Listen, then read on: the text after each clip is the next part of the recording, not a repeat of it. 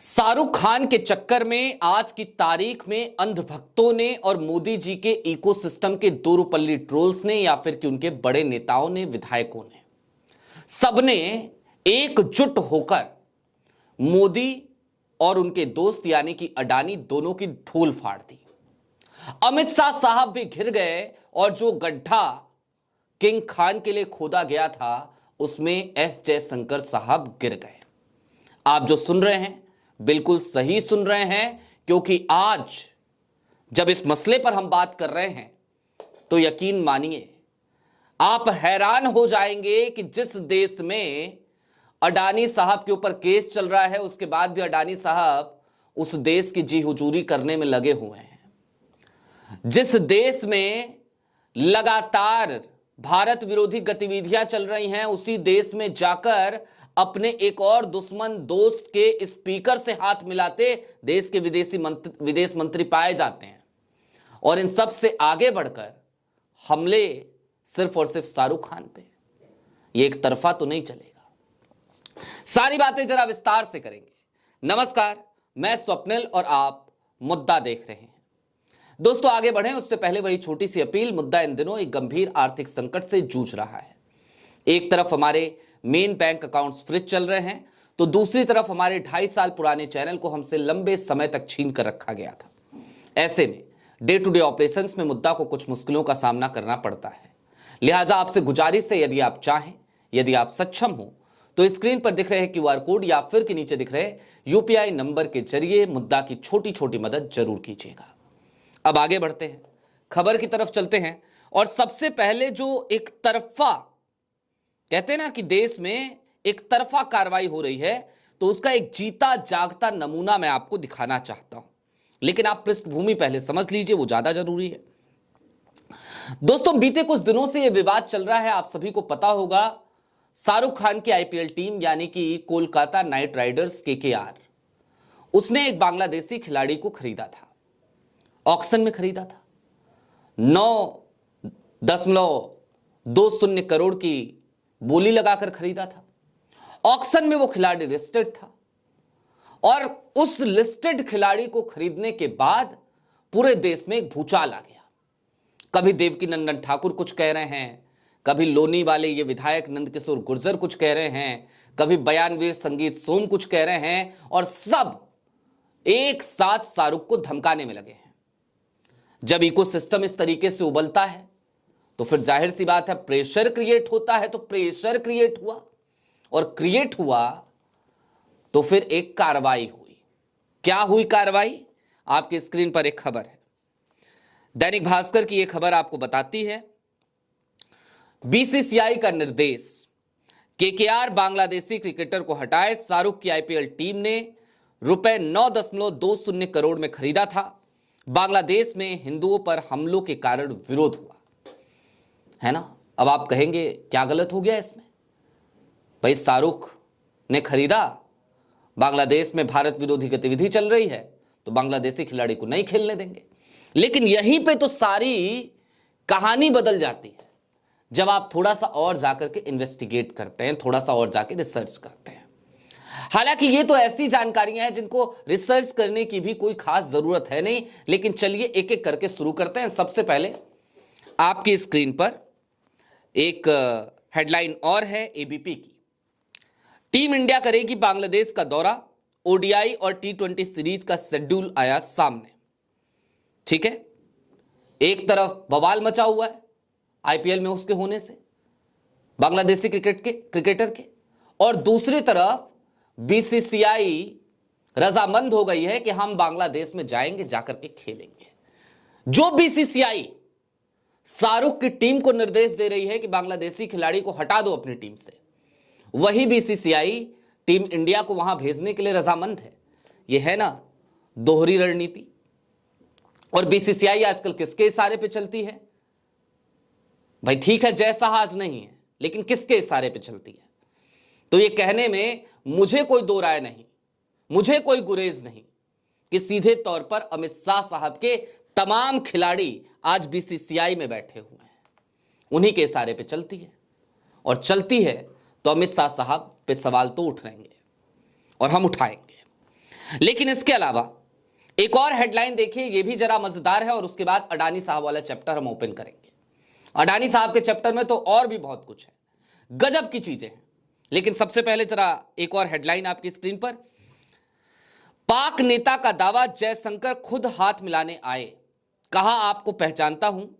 विदेश मंत्री ढाका में पाकिस्तानी संसद के स्पीकर से मिले थे। पाकिस्तानी संसद के स्पीकर, खालिद जिया का निधन हुआ था, खालिदा जिया का। विदेश मंत्री वहां कटसी विजिट पे गए हुए थे और वहां पर एक हाथ मिलाती हुई तस्वीर हमने देखी भारत के विदेश मंत्री की पाकिस्तान के स्पीकर से। आपके समकक्ष भी नहीं थे, वो स्पीकर थे, आपके समकक्ष नहीं थे। आप जाते हैं वहां पे, जाके कटसी में हाथ मिलाते हैं और उसके बाद क्या करता है पाकिस्तान? वो सीधे तौर पर आपको बदनाम करता है, आपकी बेइज्जती करता है, इस तरीके के दावे करके। मौका आप देते हो। रक्षा मंत्री जी खुद अभी गए हैं बांग्लादेश के हाई कमिश्नर के पास और जाकर के बकायदा जो है शोक संवेदना प्रकट की है। चलिए, सब कटसी है, मैं मान लेता हूं, कोई दो राय नहीं, कोई गलती नहीं। बांग्लादेश में बीएनपी पार्टी की मुखिया का निधन हुआ था, जाकर के उस स्पीकर से हाथ मिलाने की क्या जरूरत थी? छोड़ देते, इग्नोर करते, जैसे सब कर रहे थे। आपको क्या पड़ी थी भाई, क्यों गए आप? इसलिए कहा था भक्तों ने जो गड्ढा खोदा है उसमें एस जयशंकर साहब गिरेंगे। और अब मोदी साहब और अडानी साहब का ढोल कैसे फटेगा, अब जरा उस पे भी आइए।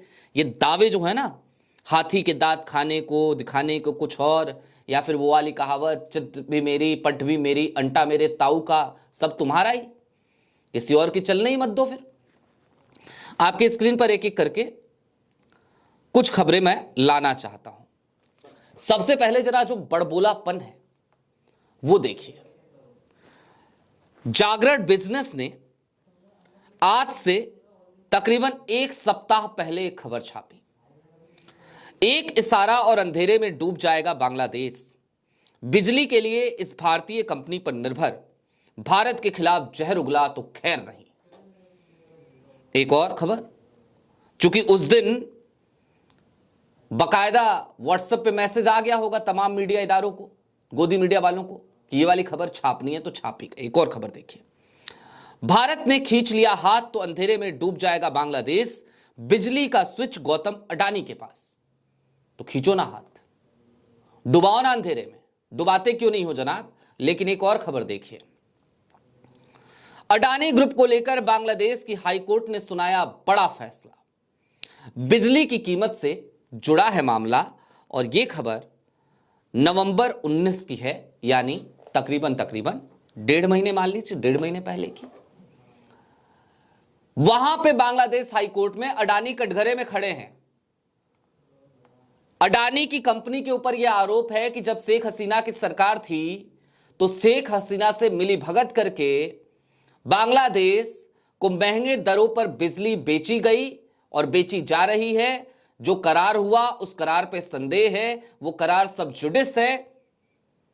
और दूसरी तरफ भारत में बड़बोलापन चल रहा है कि अडानी साहब ने अगर हाथ खींच लिया तो बांग्लादेश अंधेरे में डूब जाएगा। तो मैं तो कहता हूं डुबा दो, डुबा दो।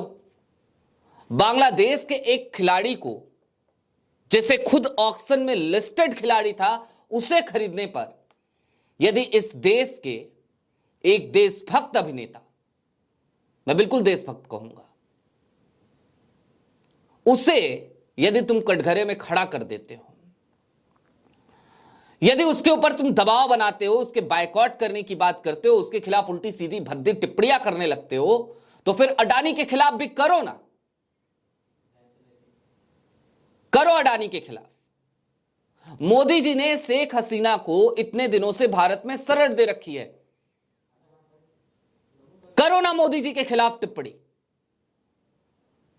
और टिप्पणी करनी है तो एस जयशंकर से भी जाकर के सवाल पूछो ना कि बांग्लादेश गए थे, कटसी विजिट थी, तो पाकिस्तान के स्पीकर के पास क्या करने चले गए थे, क्यों चले गए थे हाथ मिलाने? कि उसको यह बोलने का मौका मिल गया कि भारत के विदेश मंत्री खुद आए मेरे पास और मैंने वो बयान सुना है, मैं वो बयान सुना नहीं सकता। पाकिस्तानी टीवी चैनल को उस स्पीकर ने बयान दिया और उस बयान में ऐसा लगा जैसे वो ये कह रहा हो कि एस जयशंकर गिड़गिड़ाते हुए आए थे। उसने सीधे कहा कि जब मैं अपना परिचय दे रहा था तो उन्होंने कहा कि परिचय देने की जरूरत नहीं है, मैं आपको अच्छे से जानता हूं। तो जयशंकर साहब, आप अगर इतने अच्छे से जानते थे तो आप ये नहीं जानते थे इस फोटो का किस तरीके से मतलब निकाला जाएगा। और इन सब के बीच टीम इंडिया तो खुद जा रही है बांग्लादेश खेलने, बीसीसीआई खुद रजामंद है।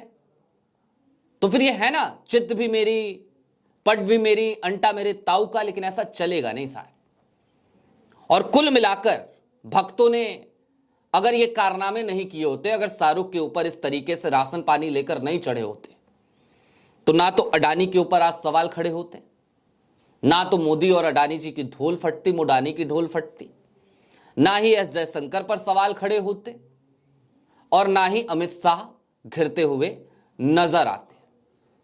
लेकिन वो कहते हैं ना कि दरअसल जो दूसरों के लिए गड्ढा खोदता है वो खुद उसी गड्ढे में जाकर गिर जाता है।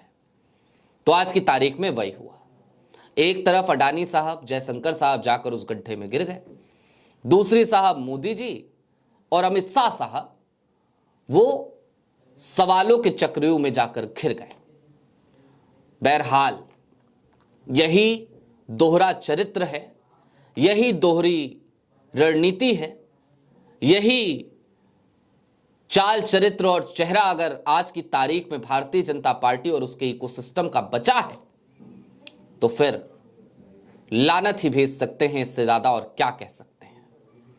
बहरहाल अभी के लिए दीजिए इजाजत। चलते चलते फिर वही अपील, चैनल पे नए हों तो सब्सक्राइब करते हुए जाइएगा, सक्षम हो तो छोटी छोटी मदद मुद्दा की जरूर कीजिएगा। बहुत शुक्रिया।